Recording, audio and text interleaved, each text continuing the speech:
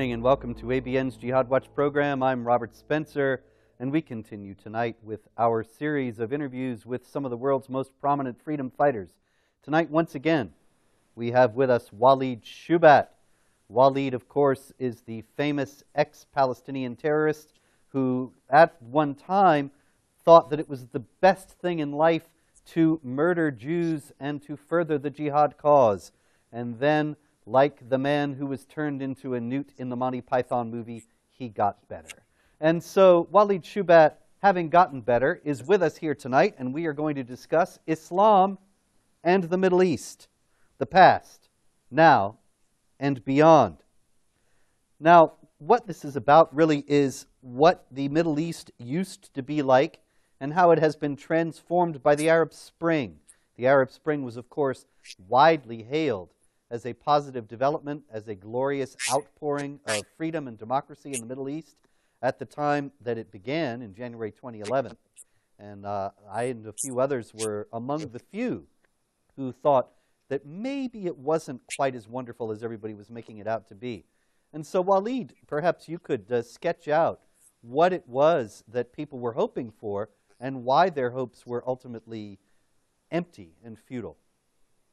Well, many in the West believed that the Islamic movement could be moderated via what they call, Islamic democracy. And I know Daniel Pipes, he's a conservative who believes that we can have Islamic democracy, but it is futile because saying Islamic democracy is like saying capitalistic communism. We're going to basically moderate communism by introducing communistic capitalism, so it just doesn't work. And so the high hopes by many of the think tank in the West believed that they can introduce different models of Islam, and they began to categorize Islam into different models. You had Abbasid Islam, Rashidiyun Islam, you had Sufi Islam, which they believe, by the way, is peaceful Islam, but it's not. And there's all sorts of Islams that they could introduce. But as we began to see the Arab Spring, and we began to see on the horizon, and now even in Syria, people are beginning to realize that this small group in the West, vis-a-vis people like myself, like you, like Wafa Sultan, like others, even secularists, not even Christian, who really defined Islam as what it is. It's a system that has much in its edicts, and it's in the Quran, or it's in a prophetic view where Muhammad says, first Constantinople, then Rome. So they began to see the movement in the Arab Spring, becoming an Islamic winter. We've seen the elections in Egypt with Muhammad Morsi, an Islamist Muslim Brotherhood. We see Al-Nahda in Tunisia. We see even heart plucking as of late, just this last couple days.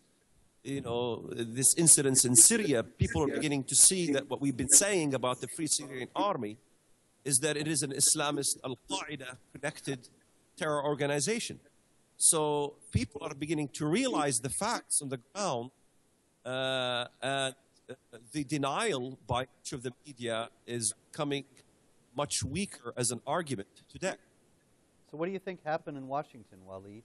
Why did they so spectacularly misinterpret what was going on in Tunisia and Egypt and Libya at the time? Why did Obama even warmly support the Islamic supremacist Muslim Brotherhood revolution in Egypt and even give military aid to the jihadist takeover in Libya? Well, your question has two prongs. We must put Obama on a separate prong, on a fork of this road of the White House and its policies, with another prong, which is the liberal that is ruling in this country. The liberal, many in the right, in the middle, believe that the liberal is naive and he is the useful idiot. But I don't agree with that notion, because I think much of the liberal movement in America are very educated. It's not an issue of education here. Because in the liberal movement, if you track, let's say, Al Gore, and you look at Al Gore's statements in which he compliments Islam, he really hates and has disdain for Christianity, the Judeo-Christian ethics. He is very much paganistic in his views and his outlook from his spiritual perspective. So he really truly has a war with Judeo-Christian ethics. He is an environmentalist. When I track his statements about Islam and environmentalism, one time I began to trace where does he get his views about Islam. I traced them to Abdullah Umar Nasif, who was one of the to Abdullah Umar Nasif, who was one of the godfathers of Al-Qaeda. He was the boss of Huma Abedin and Wait a minute, let's just make sure, because the sound wasn't all that tremendous there, Walid, and I just want to make sure that everybody caught that. You said to one of the founders of Al-Qaeda? He's one of the godfathers of Al-Qaeda. He's okay, and one of the godfathers of Al-Qaeda is responsible for some of the major elements of the thought of Islam and environmentalism. Islam and environmentalism. And Al Gore has picked up a lot of these same ideas. Exactly. In fact, I quote, I give quotes, give the statements. They very much parallel the same statements coming from Abdullah Umar Nasif, who was a spokesperson at many of these events of Islam and environmentalism. So in essence, what you find is that there is much of an agreement between the liberal movement in the West and the Islamist movement. So when Islam speaks about what they title as himas, hima is environmental protectorates, when you can hunt, when you can't hunt in Islam, and so on and so forth. And so they pick up on Islam and environmentalism, how even animals are equal to human at some points in Islam, in which Muhammad, the Prophet of Islam, complimented the animal world. You know, these things tickles the ears of the environmentalist. Islam, in the misconception by the West, believing that Islam is conservative. In fact, if you look at American media or Western media, when they address Saudi Arabia, they address it as extremely conservative. But this is a false notion, because you can't say that environmentalism fits in under the umbrella of Western conservatism. Western conservatism is very unique. It stems from Judeo-Christian ethics and culture. So from that perspective, you know, the environmental movement complements Islam. You look at the idea of the Big Bang. The Big Bang theory is very much complemented by the Muslims. You have Islamic think tank that says that the Big Bang came from the Quran. There's a verse in the Quran that talks about the Big Bang and how Allah basically created the Big Bang. So Islam really is evolution. They believe in creative evolution of some sort. Then you have al-ishtirakiyya al-islamiyya, Islamic socialism, where in Libya and in Egypt, even under Muammar Gaddafi or under Sadat or Hosni Mubarak, there was some sort of a socialist structure in the government in which it tickles the ears of a socialist government in the West. This is why you see Jimmy Carter in the past. He didn't do anything when the revolution in Iran happened, because liberalism in the West, in its core, is very revolutionary. Obama is very revolutionary. Hope and change, spreading the wealth. In fact, they use the stories of when Muhammad went from Mecca to Medina in Al-Hijrah, and the Al-Muhajirun and the Ansar spread the wealth, so on and so forth. This is why you don't find Keith Ellison being a conservative. He's very liberal. So, you know, it is time to thwart, to thrash this idea that Islam and Western-style conservatism really go hand in hand. They don't. They're really at opposite sides. And this is why, as you eloquently have stated in much of your writings, when you talked about how the Muslim Brotherhood stated that they will use the elements in the West that propagates their views. I'm paraphrasing the exact quotations from the Muslim Brotherhood manual. I'm sure you can comment on that. Well, yeah, but Walid, there's some other things that you say that are very provocative, interesting, that I wanted to ask you about. For one thing, that when you say that we've got to get rid of the idea that that there's anything conservative about Islam, you're absolutely right that the mainstream media routinely refers to a place like Saudi Arabia as the conservative Islamic kingdom, and people generally think of Islam as a conservative thing because of the morality aspect and the moral critique that Islamic jihadis always level against the West. And they say that Western women dress immodestly and look like prostitutes and so on, whereas their women cover up and are modest and so on. And that a lot of Western conservatives find this appealing because they are appalled by the licentiousness and increasing amorality of Western society. And so they think that they have some sort of an ally in the Muslims who make this kind of moral critique. Now, is there really a convergence between Western Judeo-Christian morality and Islamic morality? That's another very important issue you bring. When it comes to the ethics codes of law, the moral code of law of the West is thou shalt not kill with a big, huge period. You know, you can't kill someone who differs with you or somebody who's of a different view than you. Where in the Islamic structure, thou shalt not kill a Muslim.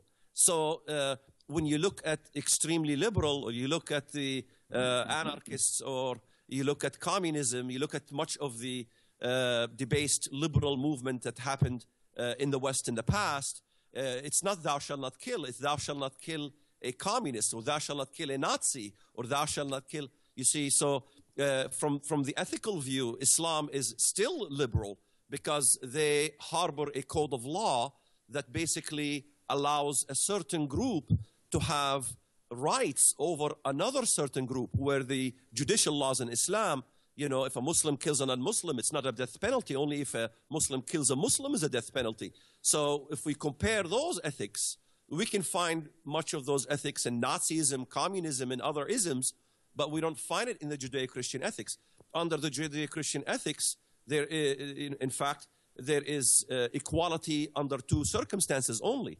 It's a myth to say we cry for equality, period. No, it's equality under the law and equality of opportunity. That equality doesn't exist from an Islamic view. There is no equality under Sharia. Equality only pertains to a Muslim. He is equal to another Muslim, but a non-Muslim is not equal to a Muslim. This is why in the ethics of inheritance in Islam, a woman inherits half the man. Her testimony is the testimony of half a man. A dhimmi is not equal to a Muslim. So if we look at it from every aspect of the ethics of Islam and Sharia, it's very much is in line with the revolutionary mentality of the atheists, the liberals, the anarchists, and the communists, and the socialists. So this is why we have to look at the reality on the ground of how Islam is being carried out once Islam dominates a country. It's out with the Christians, it's out with the women's rights, it's out with...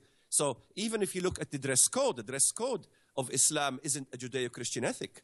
Because even if you look historically, you know, in Judeo-Christian ethic, women go to church or women go to synagogue, they can cover their hair, but never the face. The hijab, that's something in biblical times was considered for prostitutes. You know, you don't cover your face. A woman's face is her beauty. A woman's hair is her beauty. She covers her hair in church, so on and so forth. So even if you look at these aspects, they are very much foreign to a Judeo-Christian heritage that is rich in the West, that was rich in the West. Unfortunately, those things are dissipating in the West. Yeah, and they're dissipating in the West at a time when the aggressive Islamic view of morality is becoming more and more prevalent and more accepted. Now, another thing that people often complain about or scratch their heads about in puzzlement is that Western feminists who have been arrayed for so long against the supposed subjugation of women in the Christian society and the Western scheme of things don't seem to have anything to say to the oppression of women in Islam. And I've actually written many articles myself about this phenomenon and about Western feminist writers running interference and making apologies for and defending the oppression of women in Islam. Now, this would seem to correspond with what you're saying, would it not?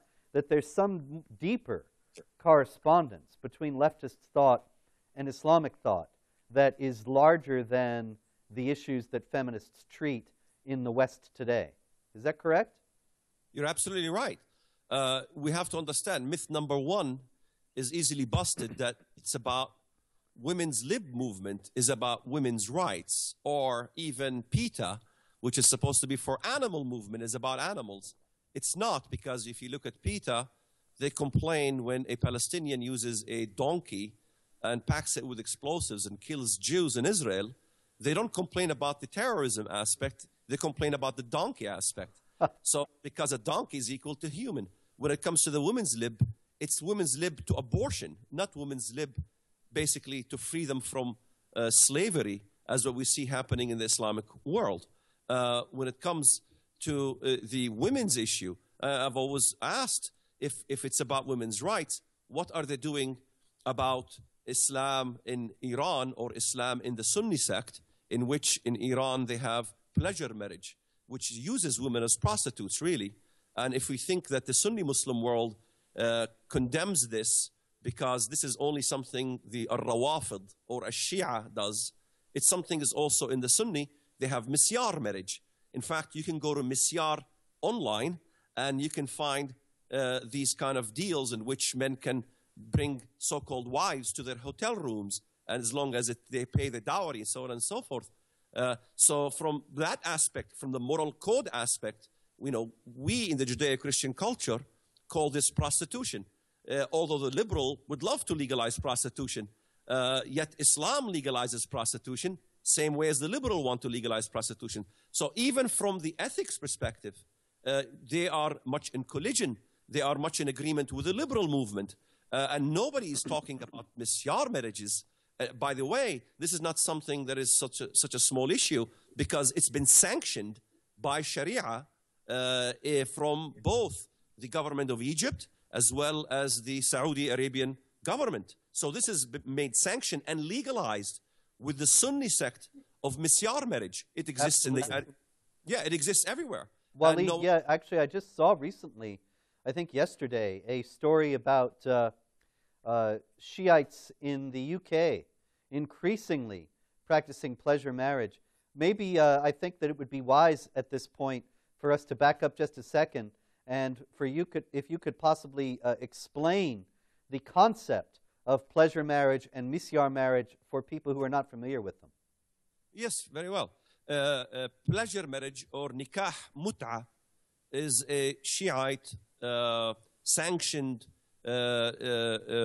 temporal marriage, in which it could be a marriage between a Muslim male and a Muslim female for a month, for a week, for a day, for 1 hour, in which sexual intercourse happens. And it is a testimony, it is basically an agreement between the two, with Allah as a witness, basically, which the Sunnis basically criticize, because this is not, doesn't adhere to Sharia law, in which you have to have witnesses to the marriage, in which you have to have dowry. Of course, the mut'ah marriage has a dowry. Basically, it's a payment for prostitution. But the Sunni sect criticizes the Shia, and so they came up with what is called misyar marriage. Misyar literally means the traveler's marriage, the easement marriage, the easy marriage. When you're traveling, I'm sure, Robert, you travel, and your wife is not, your wife Walid, is not, I don't believe in any of these things. Let's just make that clear, but go ahead. I'm just being sarcastic here. Neither believe in nor practice, but go ahead. Right, to the disgust of this, that a man doesn't have his wife in Saudi Arabia, or even in the United States of America. They even have links on these websites that you can get a call misyar marriage on the comfort of your hotel room. Of course, I watch a baseball game on ESPN myself, but anyway, go ahead. Right, of course.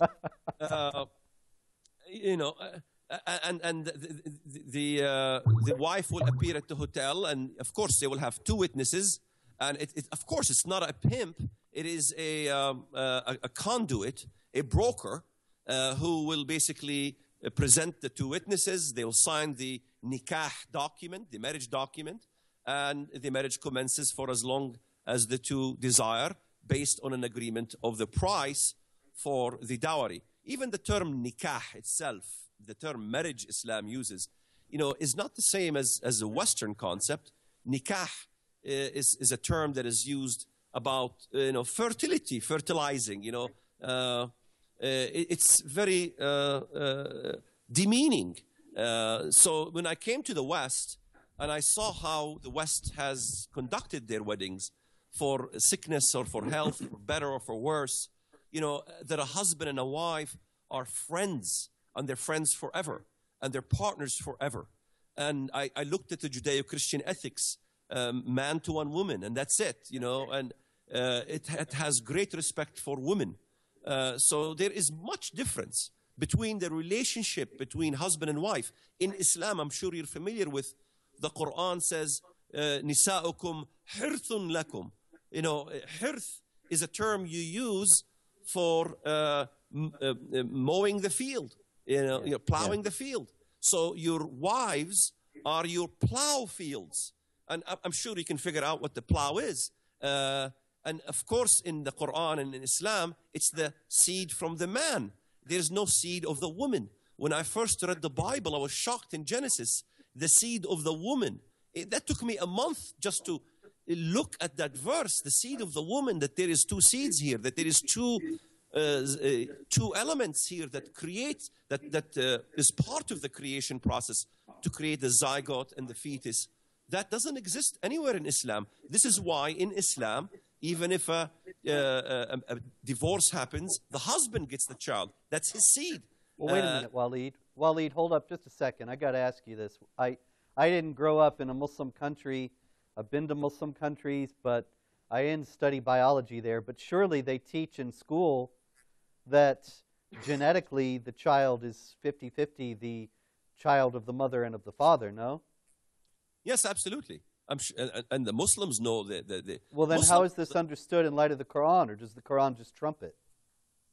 Well, absolutely. The Quran, basically trumps the science. Of course, they agree with the science. The Muslim knows that scientifically this is absurd. Even if you look at the creation, when the mudgha, or the congealed blood, that human is becomes a congealed blood, because they believed that once a woman is pregnant, she has a period, but her period stops because the blood gets congealed, and so on and so forth. This comes from ancient Greece. Yet they still try to palletize that interpretation to say that the mudgha and the leech issue similarly looks like the scientific zygote and things of that sort. So they play the word games. And if you look at the Quran itself, there's much play on the word games in trying to change what the word means to something else. Islam and science really collide. But it's very funny that the Muslims use the Quran under the umbrella of science. Indeed, indeed. I've seen some really absurd attempts to show that the Quran is not only scientifically, scientifically accurate, but that it was scientifically prophetic. And there's an Islamic apologist and a widely reputed moderate, or so-called moderate, in Turkey, whom I'm sure you've heard of, Harun Yahya, yes, or Adnan Akhtar. And he argues that there is a passage in the Quran which prophesies the splitting of the moon, and he says, oh, that refers to the landing of the man on the moon. And the Quran foresaw all that, because when the men landed on the moon, they took soil and brought it back to earth, and that means that they split the moon. Right. And he actually offers this as serious analysis and evidence that the Quran is a miraculous book. But it was part of my journey, Robert, when I first the Bible, because I was crazy about Mustafa Mahmoud. He's a Muslim scholar from Egypt, and I read all his books when I was in my teenage life in Israel. And he makes several arguments about the Quran and science, There is a verse in the Quran that says, وَجَعَلْنَا مِنَ الْمَاءِ كُلَّ شَيْءٍ حَيٍّ. We've created all living things out of water. That all living creatures have water in it. This is not something that Muhammad did know. However, when I began to examine the book of Job, it talked about many of these aspects. All living things were of water. And it's in the Bible. The same thing with the creation. فَجَعَلْنَا مِنَ الْمُضْغَةِ عِظَامًا لَحْمًا, and all I forgot the exact verses, but that Allah had created man from basically lots of blood.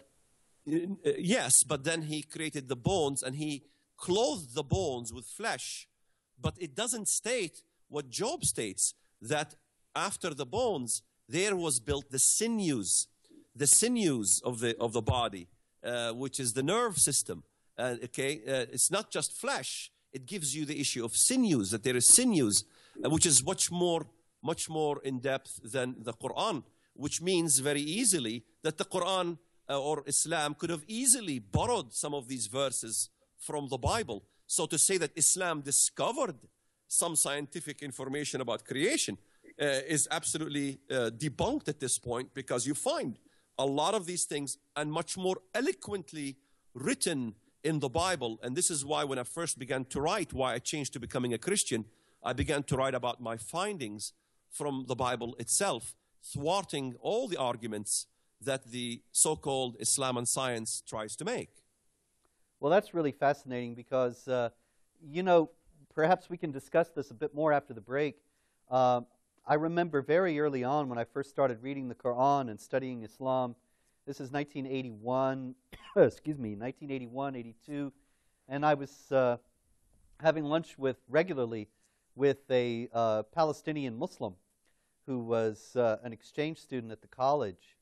And he and I would discuss Islam and Christianity and the Quran in depth, and everything that I said, I know now that he was repeating standard Quranic understandings and standard Islamic responses to Christian perspectives and Christian ways of thinking.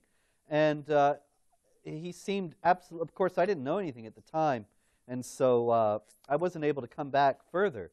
But it would be fascinating, I think, and perhaps we could get back to it after the break, if we explored a little bit of how you must have had the same kind of mindset, because the Quran contains so much that's sort of a response to Christianity, not to authentic Christianity, but to Christianity as it's pictured in Islam, and such that a lot of Muslims think, well, they know all about Christianity, and it's not worth investigating.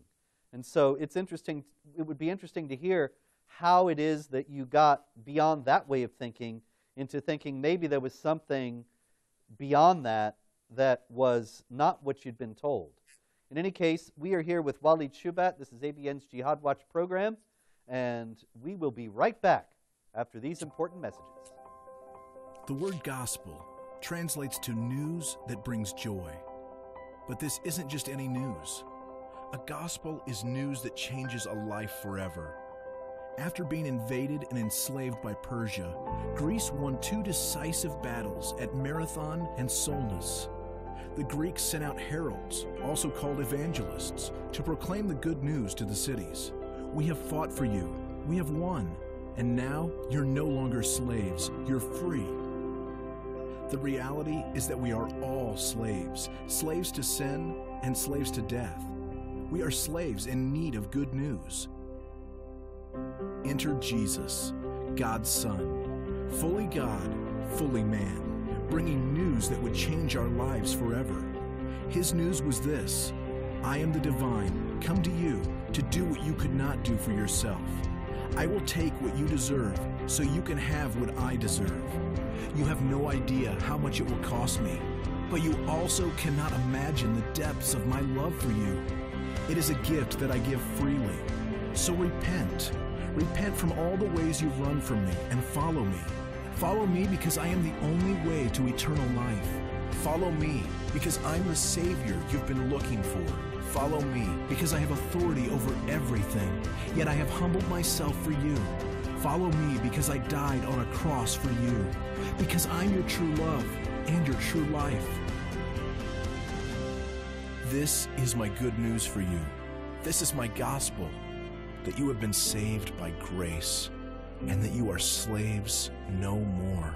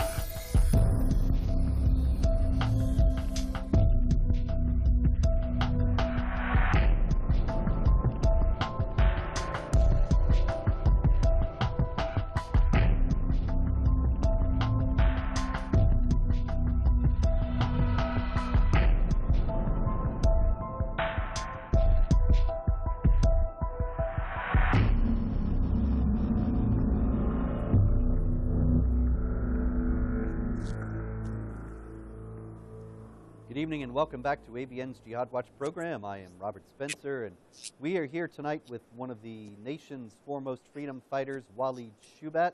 And our stated topic tonight was Islam in the Middle East. But as often happens on these wild and woolly evenings, we've gotten a bit far afield, and that's what makes it all the more fun. And so we have been discussing some bits of Walid's own personal journey, and it reminded me of some conversations I had many, many hundreds of years ago, actually, specifically about 30 years ago, 32 or 3 years ago, with a Muslim I knew at the time.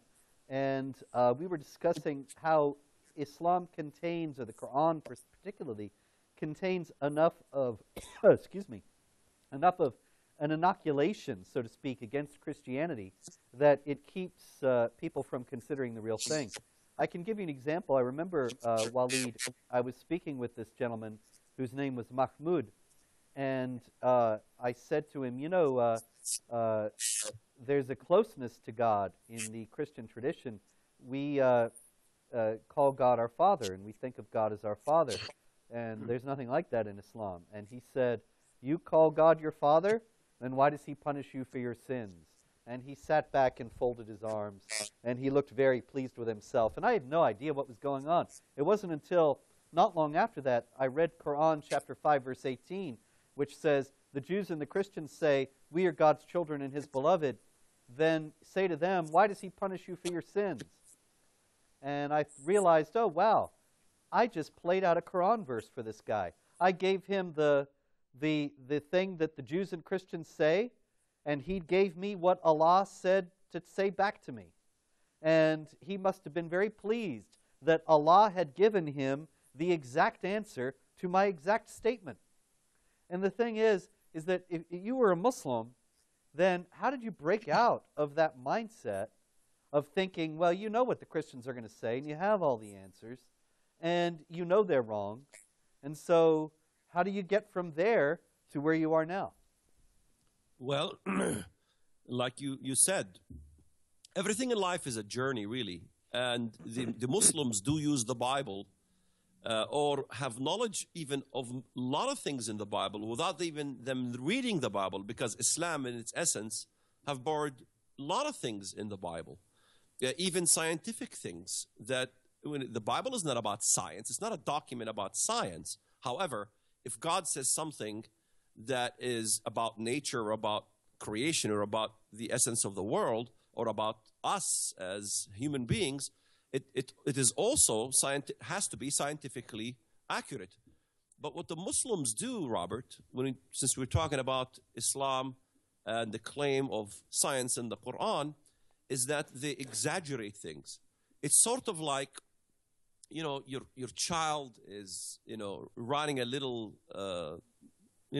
scribble, and he talks about how he made a kite and he flew a kite. And so that becomes all of a sudden holy writ to you, and you say, well, a kite is a flying object. And since a kite is a flying object, my son discovered airplane, you know, assuming there's no airplanes. It's the same thing in the Quran. You know, they make these claims from minuscule statements or a word that doesn't even say anything. Just like you saying, I played Frisbee with my kid. Since a Frisbee is a flying saucer, we were really experimenting and we were making and manufacturing a flying saucer. So they exaggerate this kind of thing. So you find tons of these things on the creation of man and on the earth. And in fact, when my first book I wrote online was called Dear Muslim, Let Me Tell You Why I Believe, I can even give you examples of my findings in that testimony. Let's give an example here in the Quran, in Surah Al-Alaq, which means the congealed blood, really. It says, we created man out of a blood clot. Of course, we know scientifically that this is false. So like Dr. Bukel says that the Quran verse is a major scientific discovery at that time. But the evidence is, how can this be true? Blood is not a zygote. Blood is blood. So they twist the word from alaqa to ulayqa. Ulayqa is a leech-like thing. So since when the fetus first, the embryo, when it first starts, it looks like a leech, then they get these photos of a leech versus the zygote, you know, in its first stages, and they compare the photos, and they trick the eye of the Muslim to say, hey, look, the Quran talks about, impregnation and all these things, but it doesn't, because congealed blood is all congealed blood, and you find much interpretation from the time of Islam that it talks about it being literally congealed blood. Also on the fingerprint, does man think in the Quran, in Surah Al-Qiyamah 75 verses 3 to 4, does man think that we cannot assemble his bones? Nay, we are able to put together in perfect order his very fingertips. Well, wait a minute. Since fingertips have thumbprints and fingerprints, it's talking about fingerprints. And since me and you don't have the same fingerprints, Islam is also talking about the discovery that we all are different and we all have fingerprints and we all get prosecuted if our fingerprints at a crime scene. All these things are extrapolated from simply the word fingertips. But there's nothing about the imprint of the finger in the Quran at all. You find the same thing in the issues of biology.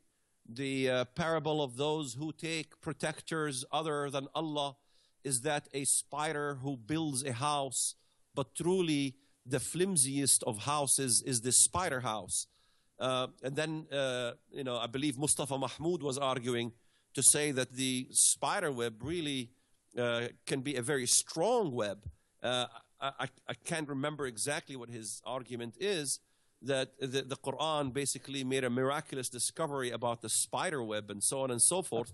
But the verse comes from, I believe in the book of Job, Ayub, in chapter 7, verses 13 to 15, talking about the flimsiness of the spider web. So are the paths of all who forget God, and the hope of the hypocrite shall perish, whose confidence shall be cut off, and whose trust is a spider web. That seems to be barred from the Bible, and the Bible is not making a scientific claim there. On earth and geology, you find in the Quran, we ask thee concerning the mountains, say, my Lord will uproot them and scatter them as dust. What is that? Is that a scientific discovery, Robert? And they go on with making some things about geology. It's not even related to the subject at all. So Walid, how did you move from one to the other? How did you start to realize that this was hokum? It was because I have studied Mustafa Mahmoud's works and kind of memorized them inside out during my youth. And when I first began to read the Bible, when my wife told me, She said she was Catholic, and she said, you said that the Bible has been corrupted. It has nothing miraculous in it.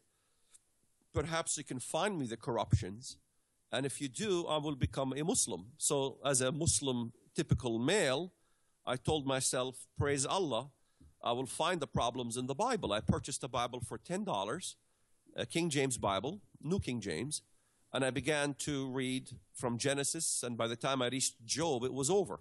I purchased a search engine of the Bible and began to ask myself if indeed the Bible is not superior like I think. I began to ask the honest question.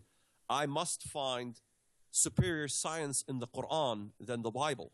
When I began to compare what I believed was scientific miracles in the Quran, I began to find in the book of Job, in the book of Genesis and other books, in Isaiah as well regarding the circle of the earth, I began to find that what the Bible is truly giving factual scientific evidence, like when God sits on the circle of the earth.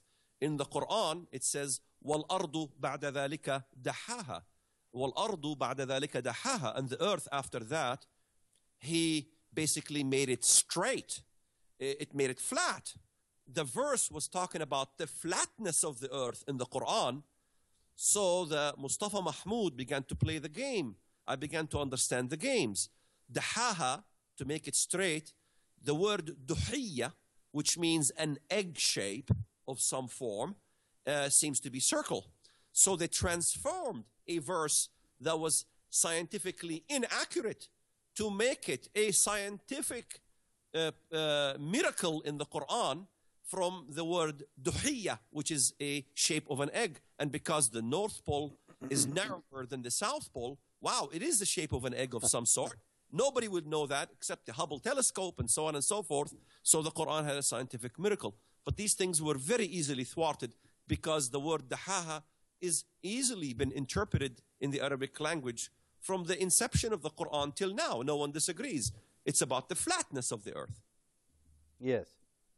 Yes, a lot of these, so many of these things. Well, just like the splitting of the moon thing, nobody would have ever said, oh, that's about the man landing on the moon, until the man landed on the moon. And then they went back and tried to find something that would show that it had been predicted in the Quran. It was all rather transparent. In any case... yeah, but before you go, there's one more. Yeah, go ahead. Yeah, one more. Here's another interesting case. In the Quran, it says, وَالْأَرْضِ ذَاتِ الرَّجْعِ, which literally means that the earth returns back. Sorry, I think it was سَمَاءِ ذَاتِ الرَّجْعِ, which means whatever is in the sky comes down, basically like rain. Yet, they began to conclude that this is talking about the electromagnetic waves, which basically bounces back. The sky acts as a bouncing agency of electromagnetic waves. But what I read in the Bible was fascinating, Robert. Look at the verse in the Bible of what it says about the skies. It says in the Bible, give me a second here. In the book of Job, there it is. And that is in Job chapter 37, verse 18. With him, God, have you spread out the skies strong as a cast metal mirror. Wow. It acts like a mirror in which, this could be argued, much better argument for electromagnetic waves bouncing back than the sky returns as in the Quran, and there it is in the book of Job. I had tons of these findings in my first letter that I wrote. It was titled, Dear Muslim, let me tell you why I believed. And this is why, basically, I believed. One of the reasons was the scientific reasons, Quran versus the Bible. And then on a major level, it was the prophetic reasons, which, most of my writings is about. Well, thank you very much. This is all so fascinating. And there's so many ways that we could go from this point. But I do feel rather duty-bound to return to the stated topic at least a little bit in this final portion, Islam in the Middle East.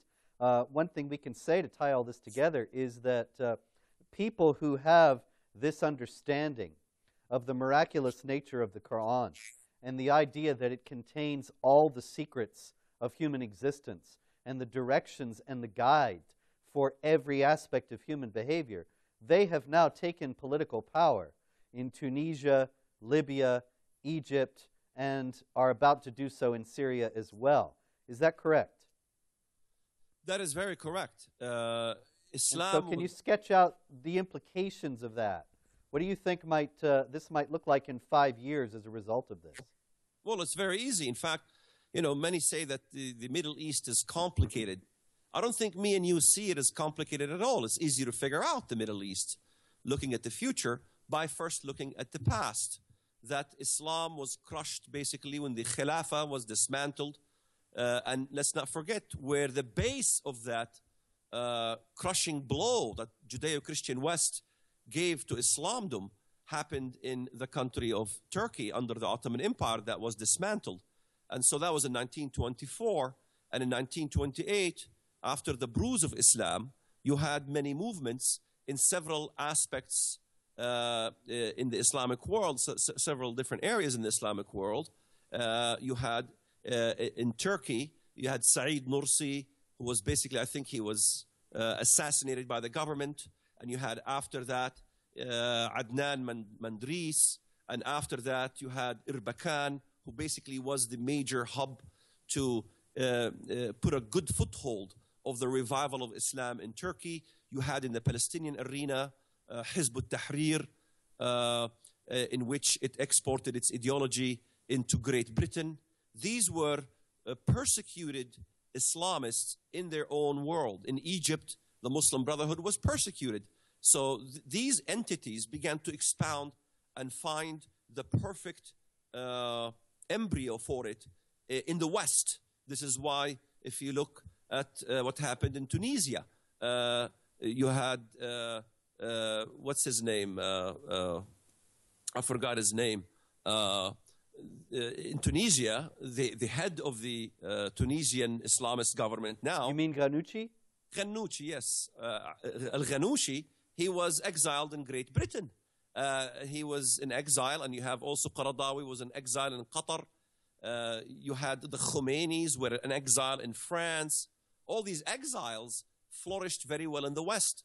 So we must understand that this attempt to revive Islamdom really used the West as a launching pad into the Middle East, and using Western democracy and freedom to begin to argue for their arguments. Hizb ut-Tahrir, of course, in India, gave birth to the Jama'ah Islami. I'm sure you know who the leader is. And so these entities began to be very active. And as the Egyptians, under Anwar Sadat, even Hosni Mubarak, persecuted the Islamists, they went to Saudi Arabia, began to work with the Wahhabist movement, and saw as a major time when Saddam Hussein basically was destroyed, and basically the breakup of the Soviet Union, building a great crevice in the area, and they began to wanting to fill it. We have the same problems in the Caucasus. Saudi Arabia with Wahhabism began to export its ideology into Chechnya. What we see in Boston bombing, we got to blame the Saudis for it, not just the Chechnyans.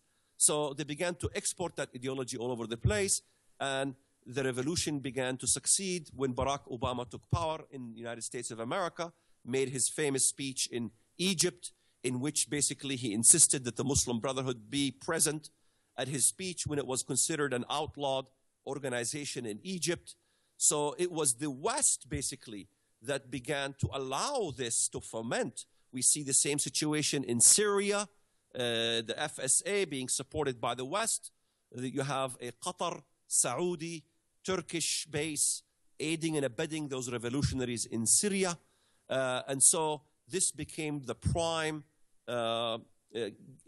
green light, if you will, when the West opened the gates and stopped trying to stop the spread of Islamism. The same thing happened in Turkey when the Ergenekon fiasco happened, in which judges were being imprisoned, political dissidents Journalists were imprisoned, judges. It used to be under the control of the Turkish generals, in which when Erbakan arose to power, they thwarted the Islamist movement. They dismembered the Islamic parliament under the Erdogan Khan. After the Erdogan Khan, Erdogan, Recep Tayyip Erdogan of Turkey, began to make legal the establishment of political entities, even if they are Islamist. So it happened in Turkey. It happened, we don't focus much on Turkey. We focus on Egypt. We focus on Iran. So the West, with its basically naivete in not understanding that it's not the cyber-rattling Iran that's the problem. It is a problem. It's a major problem. But the arising Sunni crescent, if you will. So if we look at historically, of recent history, what happened? We had the military power peg in the Middle East was Iraq.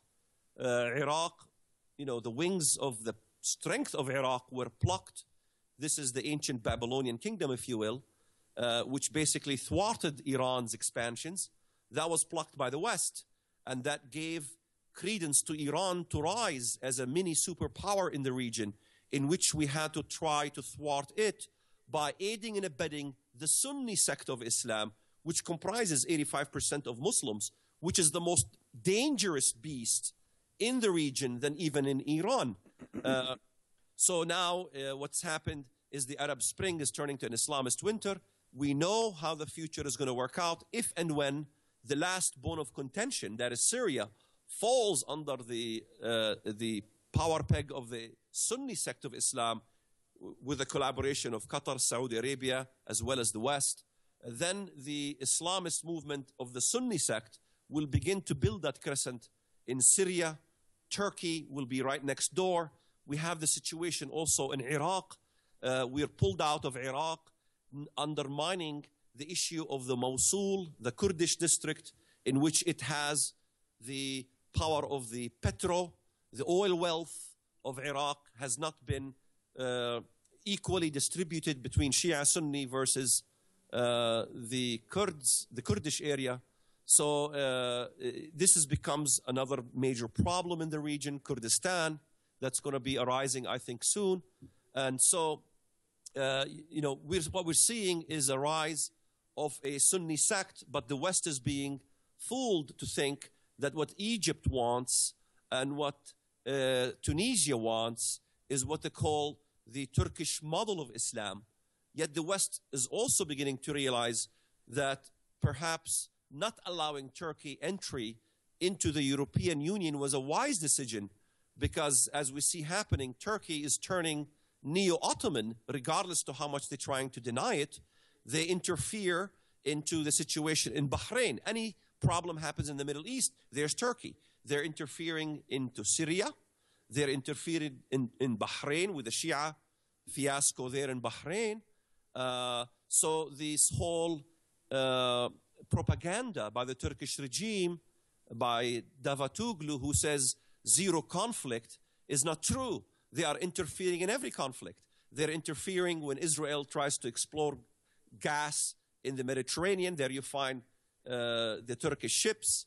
There you find Turkey forcing Israel to basically bow down to the Turkish government, giving it the confidence level in the Muslim world to say, hey, we are the representation of the Sunni Muslim world. We have basically arisen over the power of Iran. We can thwart Iran. We can neutralize Iran. We can friend Iran. We can politically even interfere in the issues of the nuclear issues. In fact, Erdogan interfered when there was an issues with attacking Iran to destroy its nuclear facilities. Iran was experimenting with tritium, beryllium agencies, chemical agents that are used only to explode bombs, not to basically make nuclear facilities for civilian use. So this is what is happening. We've created that vacuum in by the West. We have plucked a major power. We have aided the Mujahideen in Afghanistan against the Russians. That created the Taliban. We have aided the Arab Spring and created the Muslim Sunni sect currently. So what we're going to see in the near future is a desire by the West to moderate Islam, and the Islamic movement and their slick willies are very keen to this. They will bring those arguments to say, we are going under the model of Islamic democracy. This is why I think Daniel Pipes isn't working for the right cause when he tries to say Islam can be moderated. It is not going to work. He's going to be proven wrong. Me and you and the others were right the whole time. So that, in my view, there is no hope of return currently in the Middle East, because what we're doing is we are thrashing away the essence of nationalism in the Middle East. Under nationalism, even under Saddam Hussein, Christian minorities had rights. Even in Syria right now, Christians have rights. The treatment of Christians is very well in Syria. In Egypt, under Hosni Mubarak, it wasn't that great, but it sure is much worse now. Well, yes, no doubt about that. Arab nationalism, as a matter of fact, excuse me, was largely founded by Christian Arabs. Michel Aflaq, notably, on the hope that by constructing a political philosophy that was secular and based on ethnic identity, the Christian Arabs would be able to get out from under the institutionalized discrimination and harassment of dhimmitude, the second-class status mandated for them under Islamic law. And so it was consciously constructed in order to allow Christians to have a better life in Muslim countries. And that was largely the case in Saddam Hussein's Iraq, and even now in Assad's Syria, and in the other Arab nationalist states, certainly in the Egypt of Gamal Abdel Nasser, Anwar Sadat, and Hosni Mubarak. But all this is now rapidly changing. Arab nationalism is essentially dead as a political philosophy, and the Islamic supremacists are on the rise. And so we just have a few minutes left, Walid, but how do you see all this shaking out in the near future? Well, as we see Arab nationalism erode, in fact, I think we had a debate, me and you and Anjem Chaudhry, and as soon as I said, what Islam wants is the destruction of nationalism and creating a universalist state, and he immediately jumped right on it. It's exactly the problem. We're going to see the more of erosion of nationalism, and what we're going to see is the persecution of Christians in heavy fashion in the countries of Egypt. So what we're going to see, how it's going to shake up, is that as Turkey tries with its new Ottoman policy, tries to bring in the tentacles of what used to be the ancient Ottoman world together, I believe it will fail to bring them under one entity. I think they will continue to be their own entities. North Africa, Tunisia will be Tunisia, Libya will be Libya. They might unite as a northern alliance of North Africa in the future. And also, let's not forget the Balkans. Let's not forget the southern states of Russia, Uzbekistan, Tajikistan, Kyrgyzstan, Turkmenistan. There's much work between the Turkish government and those states in exporting and importing gas lines and so on and so forth. So what's going to happen is that I think Turkey will thrive in the near future from an industrial perspective, in which it becomes the beacon of the Muslim world, of the Sunni Muslim world. Iran, I think the West is hoping that they will pit Sunni versus Shia.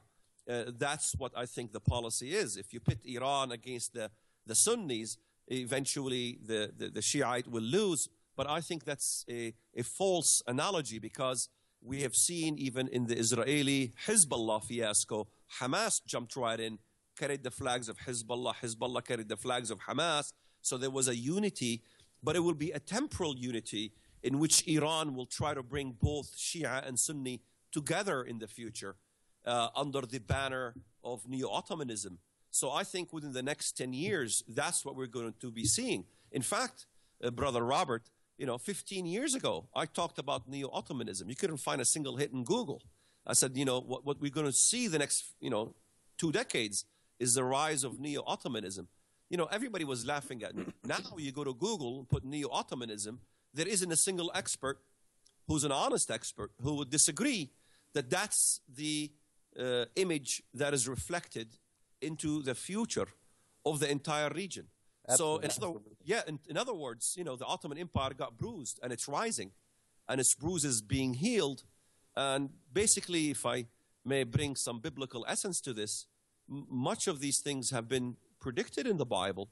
In fact, much of the older interpretation in the Bible was looking at the Ottoman Empire vis-a-vis the book of Daniel, vis-a-vis even John, when he talks about this beast with the body of a leopard. That's a Greco, the Greco part of the Roman Empire, if you will, with the feet of the bear, that's Persia, Iran, with the mouth of a lion, that is Babylonia, basically Iraq, Arabia, all these regions. That composes the threat to Christendom. You know, Muhammad, the prophet of Islam, has his own sets of prophecies. He said first Constantinople, then Rome. Hello, Constantinople has been taken. Yeah. Then now I want to take Rome. And I struggle with my evangelical compatriots and say, wait a minute here. You keep putting down Rome. The Islamdom wants to engulf Rome. And As the foremost center of Christianity. That's right. That's why they want it. That's correct. And Walid, that's a good place to end. Unfortunately, we're out of time. This has been quite fascinating, but we're actually even a little over, and I much appreciate you being with us tonight and sharing your wisdom. This has been ABN's Jihad Watch program, and Walid, thanks again. Walid Shoebat, a foremost authority on Islam and an ex-Muslim himself, and I, of course, am Robert Spencer. Good night, and God bless.